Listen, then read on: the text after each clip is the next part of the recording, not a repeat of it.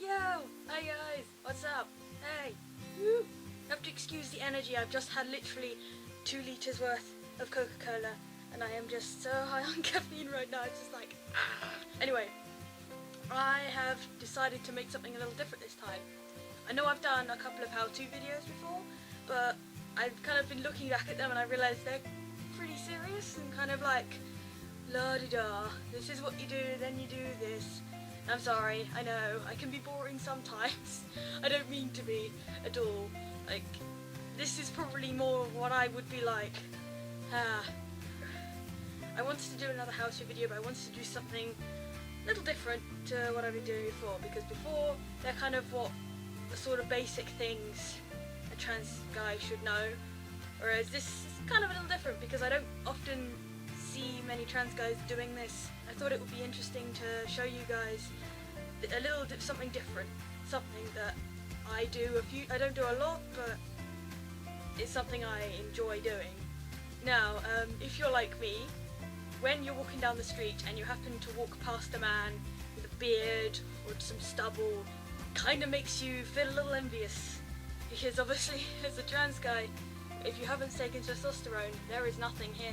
It is baby smooth and it is bothersome, especially at the moment, because obviously I'm 19 and I look like 12 sometimes. So I thought that I would give you guys a little tutorial on something a little special. I thought I would show you how to make your own facial hair. Now bearing in mind, I'm not an expert, okay? I do not do this professionally. This is just something I've picked up from the internet, from various tutorials myself, and basically thought, okay, psst, done. Right. First of all, what you need is some eyeshadowy blush thing. I don't know anything about makeup at all. This is actually my sister's, so if she finds out that I'm using this, she'll probably kill me. What you gotta do is get something like this. Now this is actually mine. I own several brushes, but yes, I know some of you will probably look at me and say, what the heck is a guy doing with all these brushes? Well, I got given them as a Christmas present a couple of years ago from a family member who doesn't quite know me. So, well, at least they're coming in handy now, that's all I can say. So what you're gonna do is get this weird brush thing, whatever, and you pick a colour from this palette, whichever one you think is similar to your hair or whatever. Sometimes you can make it darker though, because obviously facial hair often doesn't match the hair on your head, especially like me if you've dyed it. So what you're gonna do, get some nice colour on there.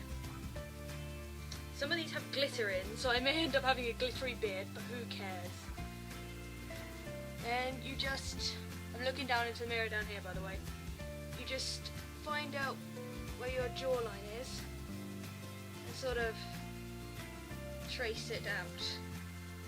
Oh, this is also could be used as a way of contouring, but I have absolutely no idea how to contour.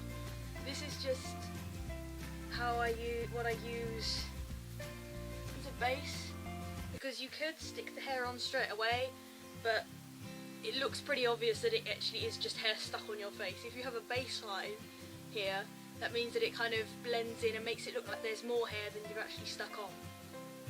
So just keep on rubbing away, try and put on as much as possible, but don't make it too strong, because obviously you don't want it to look too fake, because you're trying to do this as a way to make your face look bearded and manly and all that good stuff. I know this isn't the best angle either, but until I get a good tripod, you're basically just going to be stuck here for now.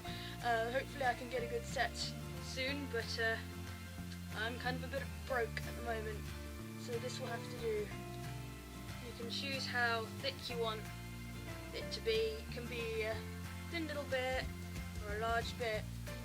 Now for me, I'm going to just have this here, and I'm going to be doing a chin strap beard, and then I'm going to add a little goatee sort of here. And part of doing makeup is you have to pull really weird faces. So, excuse me.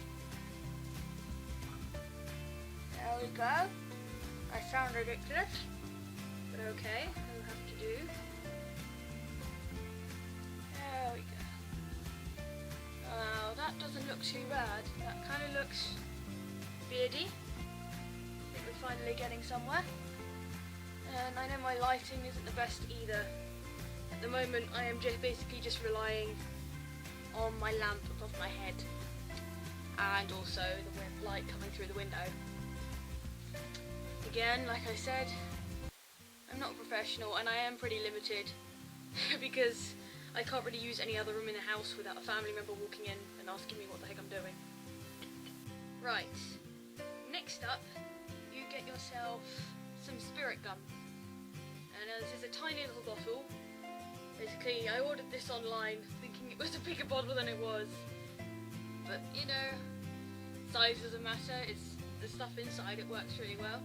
Now, obviously, not everyone can use spirit gum. I've heard that some people can actually be quite allergic to it. So if you've never used it before, it's best to kind of just dab a little bit on your skin, maybe like on your chin or something like that, and leave it for a little bit. And if it starts to sting, just take it off, wipe it off, basically, and you can find replacements. There are some online that you can find that they do basically the same thing, but they're just made of different chemicals. So what you're going to do is you're going to use the teeny tiny little brush right here and cover all the areas you put the colour on with this. And if you can, try and do it so that it's on the skin that you haven't coloured as well, so that you can kind of overlap and create more of a natural look, so it doesn't just look like you've painted it on, so to speak. I'm going to be doing this in sections because obviously if you're doing a large bit of facial hair, the spirit gum can dry out in the process and then you basically wasted your time. I'm going to do the goatee bit first. Now, the fun part, where you have the facial hair. Now what I have here is something called crepe hair. It's basically just wool that's been sort of plaited together and made in sort of hair-like fabric. Now usually what I would do is straighten it so it can be layered on properly, but I don't really have the patience to do that right now. So what you're going to do is you're going to cut a little bit off, tiny little bit, and then just spread it out over the area you glued down, like so. And you keep cutting and kind of try and spread it out evenly. You don't want it too clumpy, otherwise it will look like you've just stuck pubes on your face. Now this can take a lot of time, especially if you're doing a long lock of facial hair. So if you're doing it for the first time, I would recommend doing something small, like a little goatee. Now another thing I should probably state is that when you put the hair on, it is itchy. It is very itchy. I'm not going to be wearing this for very long because this is just a demonstration to show you guys what to do. But if you want to wear this out and about, it's best to get used to the sensation in a short amount of time and gradually get better. I'll probably fast forward through this bit because I'm basically just doing the same thing over and over.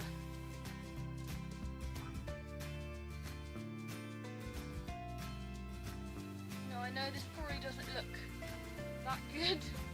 I know that I have basically made a mistake of doing it, so it does in fact look like bum fluff. But I'm on a limited time scale here because I have got about half an hour before my family have come home and I don't really want them seeing me in a beard. That would certainly raise a lot of questions. Like I said before, this is something that requires a lot of patience. If you're not a patient person, this is not something you should do really. Otherwise you'll just sit here being like, oh, I want an instant beard. You can get instant beards that you can just adhere to your skin, but I'm pretty sure they are ridiculously expensive. It's like the drag queens lace front wigs. That sort of thing is expensive as hell.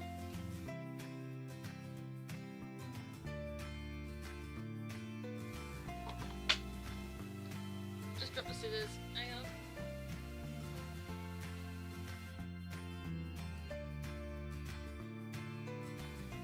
If you see any gaps, it's best to just, do a quick touch up, like so, because no one likes a gappy beard. It's best to put a towel on the floor if you're doing this like me, standing up, because otherwise you're just going to get tiny little bits of hair absolutely everywhere. I would usually do this in the bathroom, but this is the only place I can find a good place to film, is in my room. Now, what you could do to smarten it up, because obviously you can see there are little stragglers kind of moving around here. What you need to do is get a razor, if you have one, or borrow a family's razor, something like that.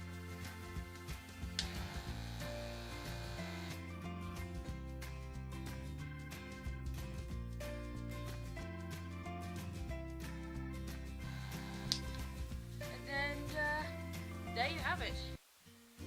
A quick and easy beard. When it comes to removing the beard, it can actually be quite easy. If it's left to dry, it will peel off just like glue does when you dry it on your hands. Another thing I think I need to tell you about is how to remove it. Basically, if you use the same spirit gum I have, it's like the cheapest stuff, it dries like PVA glue on your skin and you can basically just peel it all off. If not, then just borrow your mum's or your sister's makeup wipes and just wipe it aggressively off, and then use some sort of moisturiser or something. I would recommend getting used to this at home, like I said before, because if you buy cheap spirit gum, the more you talk, the more it's just going to fall off. So best to just get used to it, and then once you're confident enough doing it, go out onto the town, go to the clubs with your beard and feel fabulous.